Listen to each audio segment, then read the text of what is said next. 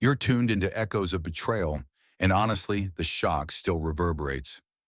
Don't be so dramatic, she chirped, a vision in a shimmering jumpsuit, her lips lacquered with a gloss I hadn't seen in years.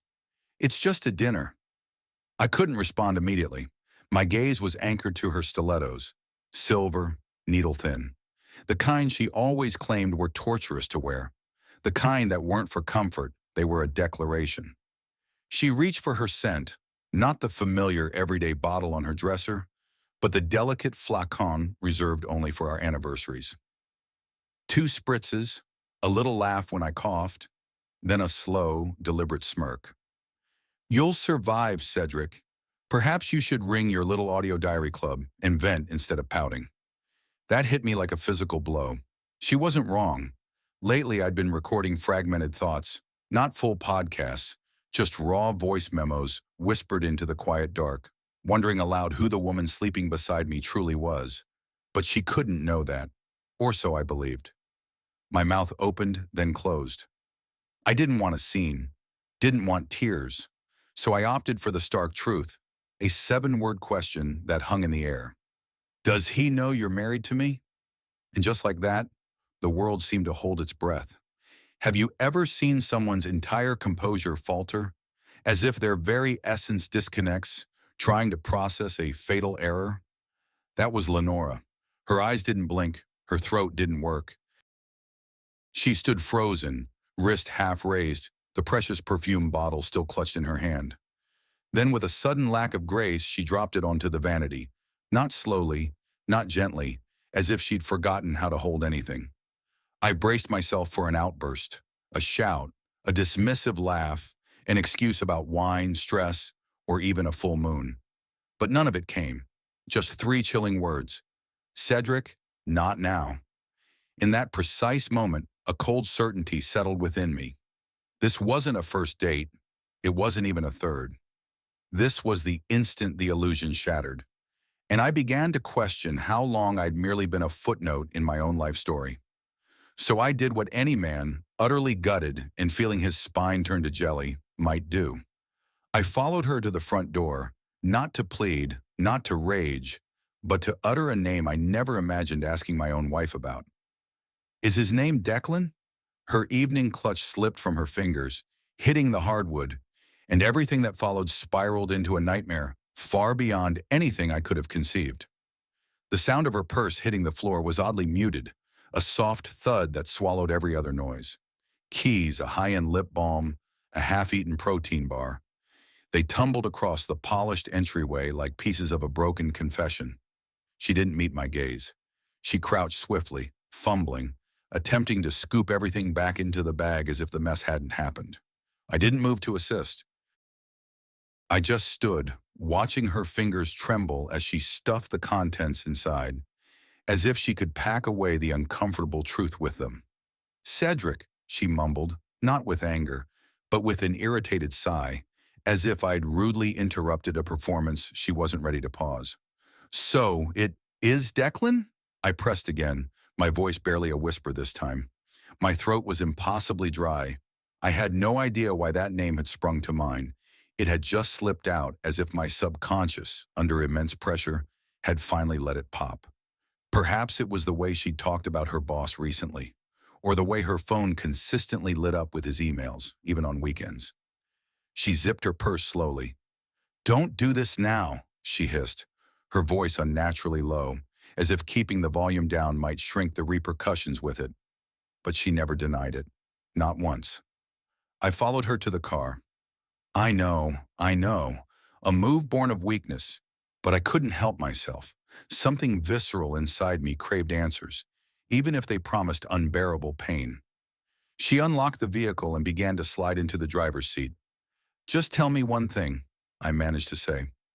"Is this new, or has this been happening while I was sorting your laundry and assembling your meticulously portioned tofu bowls?" She froze again. Not a dramatic theatrical pause, but a small, almost imperceptible hesitation, her hand lingering on the door handle for a beat too long. Slowly, she turned to face me. "You genuinely want to have this discussion in the driveway?" Yes, I replied, before I become the punchline of a story you recount at your next wine and gossip night. She stared at me, and for the first time in years, she looked visibly aged, not merely tired, but utterly worn down by the weight of her pretense. It began the night you forgot our anniversary, she finally confessed. My stomach plummeted. That had been 2 years ago. I'd been drowning in a major client launch, bringing home takeout and a pitiful apology card. She had assured me it was fine, that she understood. Clearly she hadn't. I didn't seek it out, she added, her voice flat. But he listened. He made me feel significant again. I said nothing. What words were left? I was being systematically replaced by a man who wore designer cufflinks and knew precisely how to compliment her new earrings. She slid into the car, closed the door with a soft click, and backed out of the driveway. I made no attempt to stop her this time. I stood on the cold pavement in my socks, feeling every jagged crack in the concrete beneath my feet. I convinced myself that was the absolute nadir, but I hadn't yet noticed the envelope she'd left on the kitchen counter. Not yet. Ready to learn the shocking truth that truly unraveled everything? Because once I opened it, the real descent would commence. Her car vanished down the street, and the silence that descended felt like it had been patiently waiting for this moment. I remained in the driveway. A man unexpectedly handed a different life, one I hadn't asked for, one I had no idea how to navigate. When I finally re-entered the house, the faint scent of microwave shepherd's pie still lingered, competing with the sharp, distinctive aroma of her special perfume, the one she only used when she wanted to make an indelible impression on someone else. The envelope sat on the kitchen counter, cream-colored, deliberately unmarked. I hadn't noticed it before. I'd likely dismissed it as junk mail or a bill, but now it seemed to pulse with an unspoken challenge. My fingers, feeling foreign and numb, picked it up, sliding my thumb under the sealed flap. Inside a single sheet of paper, folded neatly, was typed in a cold, precise font. It wasn't a letter. It was a printout of a hotel reservation. Her name was emblazoned at the top. One night, downtown King Suite, paid in full. And tucked beneath the receipt, something far more devastating, a scrawled note in her familiar handwriting. Don't wait up. I need to feel something again. That line didn't just hurt. It gutted me. Not because she admitted a need to feel, but because it implied I was no longer something. I wasn't even a participant in the silent dialogue she was having with herself. I was just background noise. The dutiful husband who kept the fridge stocked and the internet bill paid so she could comfortably text him. I sank into a kitchen chair and stared at the note for an hour, perhaps longer. Time lost all meaning. What I recall most vividly was the profound silence that permeated the house.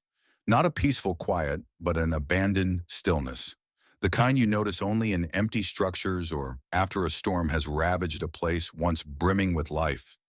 I should have called someone, my brother, my friend Alistair from work, but I couldn't. The thought of articulating that my wife, my Lenora, had just walked out with a smirk, leaving behind a receipt for a night she was about to spend with another man, was impossible. Instead, I opened her laptop. It was still warm, still logged in. She never bothered to log out. I'd never had a reason to check, until now. I clicked into her email. The very first thing I saw wasn't Declan's name. It wasn't even a message from him. It was a folder, titled Cedric. I hesitated. My hand hovered over the trackpad, a tremor running through me. A folder with my name on it. Defying every shred of pride I had left, I opened it. And what I discovered inside wasn't hate mail, nor was it a collection of love letters. It was screenshots, hundreds of them, all of me. Initially, I thought it might be some bizarre digital scrapbook, but the moment I clicked deeper, I understood. This wasn't sentimental. This was surveillance. Screenshots of texts I'd sent her, snippets of our arguments, voice memos I didn't even remember recording. One file was captioned, Tuesday night, classic guilt trip meltdown. Another read, Cedric pretending to care. She had been meticulously documenting me, curating my weaknesses like exhibits in a grim gallery. My most vulnerable moments, preserved with timestamps and chillingly passive-aggressive file names. I found a clip of myself, openly weeping in the living room last December. I was clutching a blanket she'd crocheted before our wedding that night. I had thought she'd gone to bed early. Apparently not.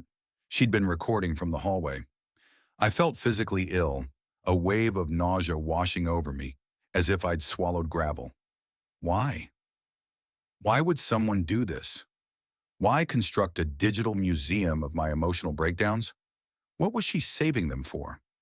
And then I saw it, a folder nested within the Cedric folder titled Future Insurance. I clicked. Inside were images I didn't even know existed. Me pacing agitatedly outside a therapist's office. Me composing long, desperate texts, all captured through screenshots she'd taken before responding with single-word replies. Me looking bewildered, defeated, exhausted, all compiled in a neat little folder as if I were a case study in emotional failure. One document stood out, a Word file, its title stark, Separation Narrative Draft. My heart began to pound a frantic rhythm against my ribs. My hands were slick with sweat, but I couldn't stop. I opened it. The opening paragraph hit me with the force of a punch. Cedric is emotionally unstable. I've attempted to help him for years, but his moods have grown increasingly erratic. I've documented everything for my own protection. It continued, detailing twisted versions of events, arguments where my apologies were reframed as threats, nights I'd begged her to simply talk to me, spun as manipulative tactics. The entire document read like a meticulously crafted legal defense. That's when the terrifying realization dawned on me. She wasn't merely cheating. She was constructing an elaborate narrative, one where I was the unequivocal problem. A story she could present to a lawyer, to her family, or even worse, to our mutual friends, to justify walking away without an ounce of perceived culpability. I stared at the screen, struggling to comprehend how long this insidious plan had been in motion, how much of our shared life had been authentic, and how much was merely preparation for being weaponized. I should have closed the laptop, but a morbid curiosity, a desperate need to fully understand the depth of this betrayal, compelled me. Instead, I opened her browser history. What I'm about to show you reveals a level of calculated deception few ever encounter. That's when I saw the searches. How to hide assets before divorce. Exiting marital home while spouse is asleep. Examples of fabricated emotional abuse journal entries. She wasn't just planning to leave me. She was planning to meticulously dismantle my life first. I sat there fixated on the browser history, as if it were a chilling blueprint for my own destruction. Each search was colder, more clinical than the last. Tactics to provoke a spouse into rage. Legality of recording domestic arguments. Claiming mental instability without a formal diagnosis. She had transitioned into full-scale war mode, while I was preoccupied with meal planning and desperately trying to recall our earliest anniversaries. The laptop fan whirred, a mechanical whisper, as if it knew it was overheating from the sheer volume of hidden secrets. I closed the browser. I couldn't bear to see more. Couldn't. Yet my body refused to move. It felt as though I was pinned to the chair by invisible hands. My own guilt, my own staggering stupidity, perhaps both. She had been orchestrating this for months, quite possibly longer. And I had been pathetically trying to hold things together with discount flowers and hesitant apologies. And then the printer in the hallway abruptly sprang to life.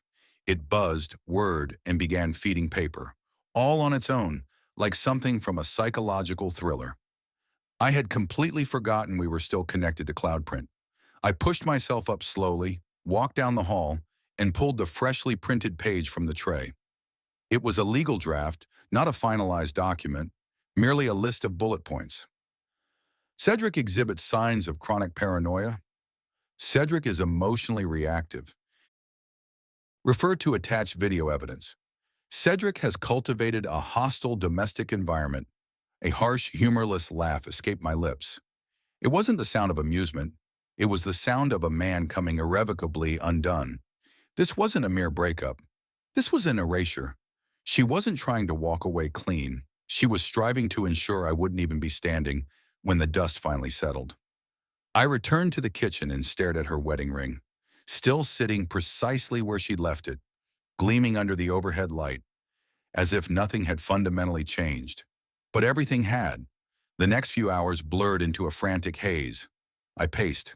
I muttered.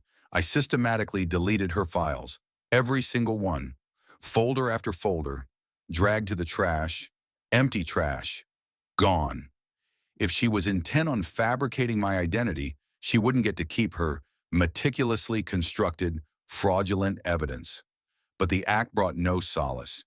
It only deepened the ache, because I wasn't just deleting her betrayal. I was obliterating the last vestiges of a woman I had once loved with all my being. Around 11 p.m., her phone illuminated on the side table. She had forgotten it in her haste. One notification, a message preview. Declan, did you give him the unstable story yet? My gaze locked onto the screen, my hands trembling uncontrollably. The preview vanished. I didn't unlock it. I didn't need to. She wasn't just intimately involved with someone else. She was actively rehearsing a script with him. Together, they were systematically writing me out of my own life, one calculated line at a time.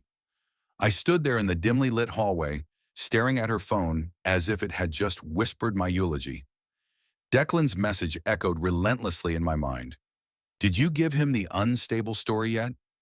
It wasn't merely confirmation of their affair. It was concrete proof that, to them, I wasn't even a man anymore.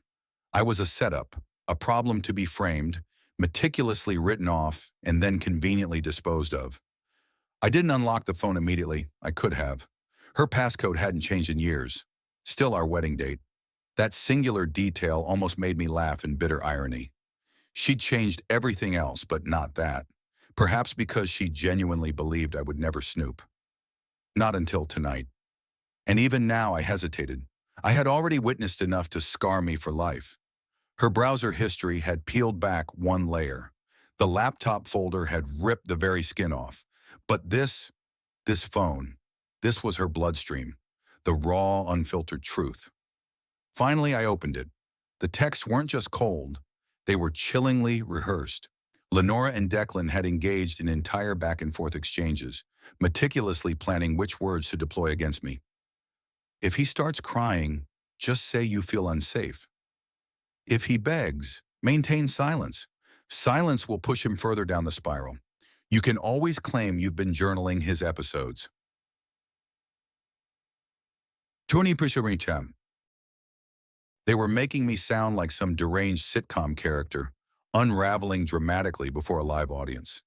There were even drafts, messages she'd sent him for his approval. Is this dramatic enough? She'd asked once, followed by a screenshot of a text she intended to send me. Cedric, I genuinely cannot do this anymore. I need peace. You've transformed our home into a battlefield. Declan's response? A simple thumbs up emoji. I dropped the phone as if it had scorched my skin. My entire body felt electric, not in the exhilarating way, but in the raw, frayed wire about to snap way. I stumbled into the bathroom and stared at my reflection in the mirror. My face looked significantly older than I remembered, pale, utterly exhausted, the kind of profound weariness that even deep sleep couldn't remedy. What truly broke me wasn't the infidelity. It wasn't even the meticulously planned exit. It was the stark realization that she hadn't just ceased loving me. She had come to despise me. Piece by piece, lie by lie, she had systematically rewritten who I was, and somehow, incomprehensibly, I had allowed her to. I returned to the living room and picked up the fateful envelope once more. I flipped it over.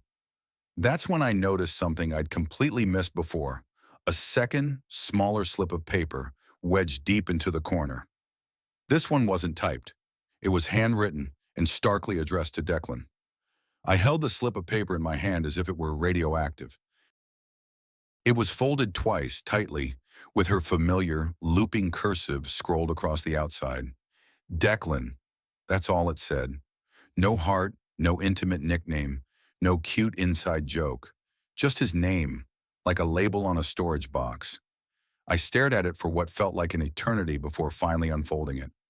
It wasn't a love letter, it was a list, numbered. I read it once, then again, slower. Each line carved deeper into my gut than the last. He doesn't ask questions. That's why it works. No history, no guilt. He didn't see me at my worst. He's fun for now. I don't owe him anything. I wouldn't choose him if life actually felt right. That final line hit me with the force of a tire iron to the ribs. I sank back into the kitchen chair and reread the list, whispering it this time, as if somehow reading it aloud would make it feel less utterly insane. This wasn't just about me. It wasn't just a simple betrayal. This was calculated manipulation in both directions. She was cheating on me with a man she didn't even truly love, gaslighting both of us throughout the entire twisted charade. She was playing me like a fragile, hollow shell and treating him like a temporary escape route with no brakes. The phone buzzed again. "Declan, let me know if he freaks out. I'm 5 minutes away." This changed everything. So that was the master plan. She'd provoke me, ignite my anger, then artfully play the victim, and he would sweep in as her heroic savior. He'd walk in, a knight in shining armor, to protect her from the fragile wreck of a man she had meticulously painted me to be. That's why she'd worn the special perfume. That's why she'd delivered the casual line about a date. She wanted me to crack, to yell, to break, so she could depart utterly devoid of guilt. And I almost gave her the exact performance she'd so carefully scripted for me. But now I saw the entire script, the stage lights, the precise cues, and I was definitively done playing my part. I carefully placed the chilling letter back inside the envelope and resealed it. Then I grabbed her phone, opened the camera app, and snapped a photo of the note. Every single word. Then I screenshotted her texts, her incriminating browser history, her fake draft emails. I didn't know precisely what I'd do with them yet, but I knew one thing with absolute certainty. She wasn't walking out of this unscathed, and neither was Declan. I turned off the phone and placed it precisely where she'd left it. Then I cleaned the kitchen, folded her jacket neatly over a chair, and waited. When her car pulled into the driveway an hour later, I was ready. She walked through the door, a faint smile on her lips, until her eyes met mine. I calmly handed her the envelope. She took it slowly. Her expression didn't immediately crack. But by the time she unfolded it and saw what I had meticulously placed inside instead of its original contents, her face drained of all color, and all she could manage was, "Where did you find this?" She stood there, gripping the envelope as if it might spontaneously combust in her hands. Her eyes flickered wildly between the damning page and my unflinching face, searching desperately for something to say, but there was nothing left. I watched her read her own words, the list she had compiled for Declan, and I didn't flinch. For the first time in months, perhaps even years, I didn't feel diminished in my own home. I didn't feel like the weak one. I just felt utterly, completely done. Finally, she looked up. "You went through my things." "Don't you dare," I said, my voice calm, cold as ice. "You staged a breakdown I hadn't even had yet. You crafted a narrative where I'm a dangerous man. You rehearsed lies like they were bedtime stories. And now you're upset because I opened the drawer you left wide open." She attempted to pivot, as she always did.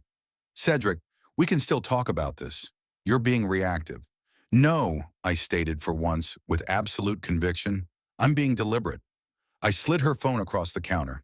The screen lit up with the photo of her insidious note, then the screenshots, then the draft emails.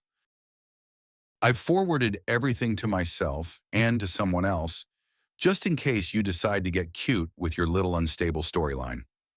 Her mouth opened, but I cut her off. "I'm not yelling. I'm not throwing things. I'm not falling apart. That's the part you didn't prepare for, Lenora. You built your entire story expecting me to break. But I'm not broken. You are." She stared at me as if I were a complete stranger. Perhaps in that moment, I was. "You don't have to leave tonight," I said, grabbing my coat, "because I already did." I walked past her, out the door. Out of the house I had spent 9 years making feel like a home. I didn't slam anything. I didn't leave a note.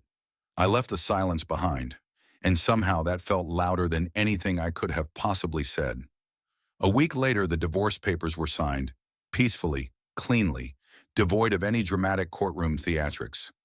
Just the truth, meticulously documented and delivered before she had a single chance to rewrite it. As for me, I'm doing markedly better. I'm not claiming to have figured everything out.